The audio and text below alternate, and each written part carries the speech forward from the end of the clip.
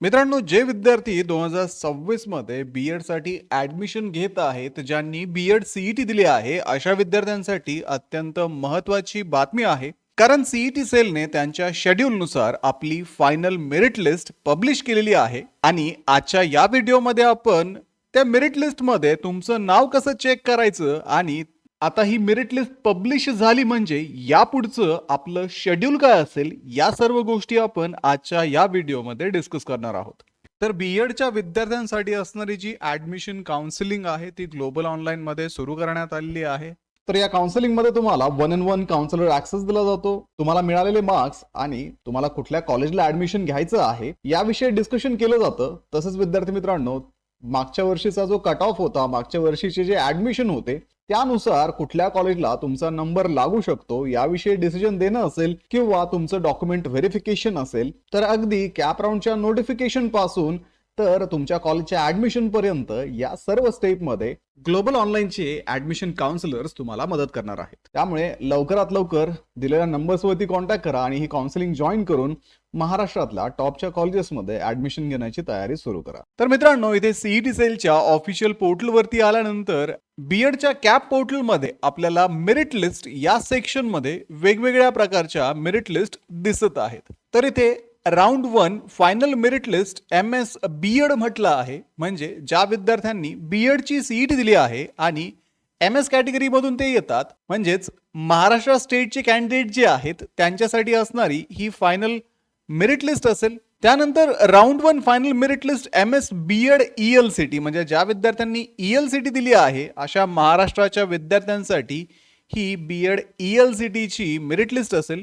तिसरी जी लिस्ट आहे ती बी-एडच्या एक्स सर्व्हिसमन कोटासाठी असणारी मेरिट लिस्ट असेल.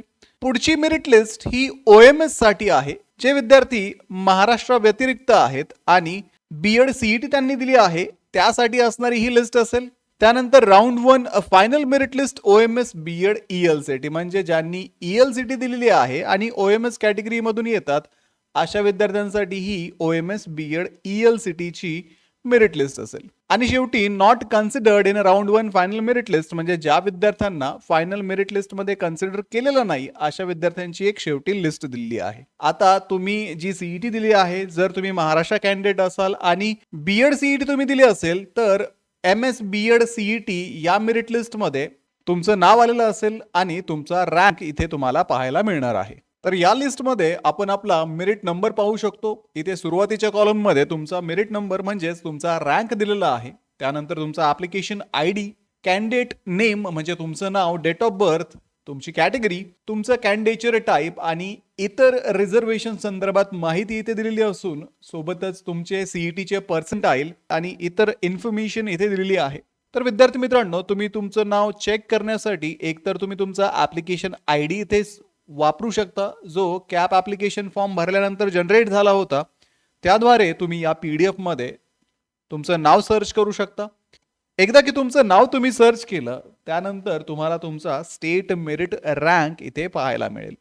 तर विद्यार्थी मित्रांनो, याच स्टेट मेरिट रँकच्या बेसिसवरती आता यापुढे कॉलेजचं अलॉटमेंट होतं, त्यामुळे हा रँक महत्त्वाचा आहे.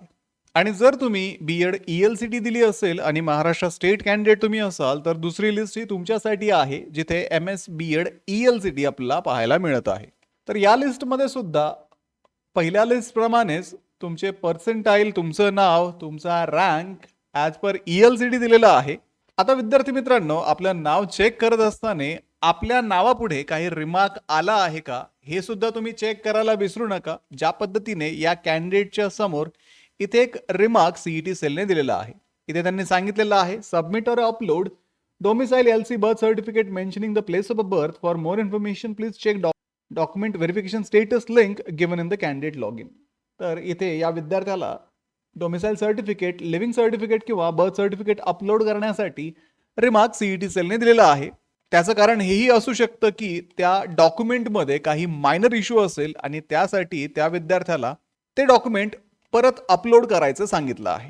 तर अशा पद्धतीने तुमच्या नावासमोर काही रिमार्क असेल तर तो सुद्धा तुम्ही चेक करायला विसरू नका. आता मित्रांनो, जर तुम्ही OMS कॅटेगरीमधून येत असाल तर OMS साठी असणारी लिस्ट चेक करा. त्यामध्ये पण परत तुम्ही बी-एड सीईटी दिली असेल तर त्यासाठी बी-एडची लिस्ट ओपन करा.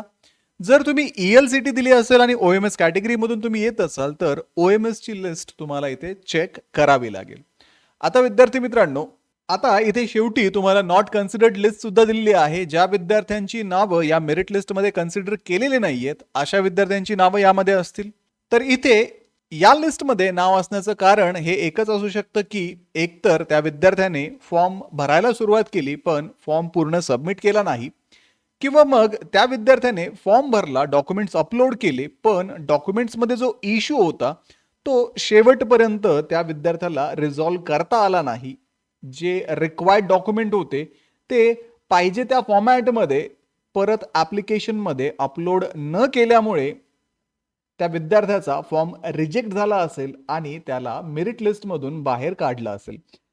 आता तुमचंही नाव जर फायनल मेरिट लिस्टमध्ये नसेल तर अशा वेळेस CET सेल जेव्हा थर्ड राऊंडचं अनाउन्समेंट करते त्यावेळेस तुम्हाला नवीन रजिस्ट्रेशन तिथे करता येतात आणि जर तुमचा फॉर्म इनकम्प्लीट असेल तर तो फॉर्म कंप्लीट तिथे करता येतो आणि थर्ड राऊंडला ॲपियर होता येतं. आता विद्यार्थी मित्रांनो, पहिल्या 2 राऊंडसाठी फक्त 56,123 विद्यार्थी इथे या प्रोसेसमध्ये असणार आहे, कारण एवढे डॉक्युमेंट्स आता व्हेरीफाईड आहेत आणि सध्या एकही कॉलेज इथे अप्रूव्ड नाहीये. त्यामुळे जोपर्यंत कॉलेज अप्रूव्हल प्रोसेस पूर्ण होत नाही तोपर्यंत तुम्हाला ऑप्शन फॉर्म भरता येणार नाहीयेत. कारण इथे जर आपण शेड्यूल पाहिलं तर फक्त 10 तारखेपर्यंतचं शेड्यूल CET सेलने आपल्याला दिलं होतं. त्या पुढचं कुठल्याही प्रकारचं शेड्यूल CET सेलने दिलेलं नाहीये. कारण ज्या पद्धतीने महाराष्ट्र लॉ CET मध्ये यावेळेस झालं की बरेचसे कॉलेज अप्रूव्ड नव्हते, त्यामुळे कॅप प्रोसेस ही खूप दिवस एक्सटेंड करण्यात आली. त्याच पद्धतीने जेव्हा तुमचे सर्व कॉलेज इथे अप्रूव्ह होतील त्याच वेळेस तुमचे कॅप ॲप्लिकेशन फॉर्म सुरू होतील. आता मागच्या वर्षीचा जर आपण डेटा पाहिला तर मागच्या वर्षी 483 कॉलेजेस अप्रूव्ड होते आणि आता या वर्षी हे कॉलेज ज्यावेळेस कॅप प्रोसेसमध्ये येतील त्याच वेळेस त्यांच्या अप्रूव्हल नंतर तुमची कॅप प्रोसेस सुरू होईल आणि त्यासाठी CET सेल नवीन नोटिफिकेशन जारी करेल. त्यामध्ये कॅप राऊंड 1 आणि 2 साठी असणारं शेड्यूल CET सेल रिलीज करेल. त्यामुळे विद्यार्थी मित्रांनो, CETच्या पोर्टलवरती लक्ष ठेवा. आता थोड्याच दिवसामध्ये तुमचं नेक्स्ट शेड्यूल सुद्धा रिलीज होईल आणि त्यानंतरच तुमची कॅपची प्रोसेस ही कंटिन्यू होईल. तर या सगळ्या प्रोसेसमध्ये तुम्हाला गाईड करण्यासाठी ग्लोबल ऑनलाईनची ॲडमिशन काउन्सिलिंग सुद्धा सुरू आहे.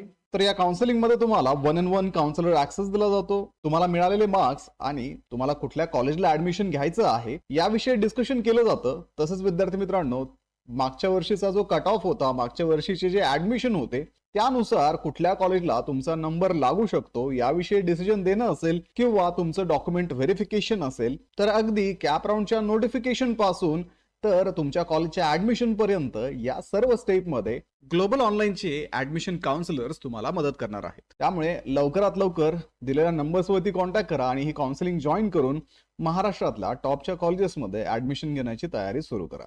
तर व्हिडिओला लाईक करा, तुमच्या मित्रांना हा व्हिडिओ शेअर करा, ग्लोबल ऑनलाईनला आत्ताच सबस्क्राईब करून ठेवा. भेटूया पुढच्या व्हिडिओमध्ये. थँक्यू.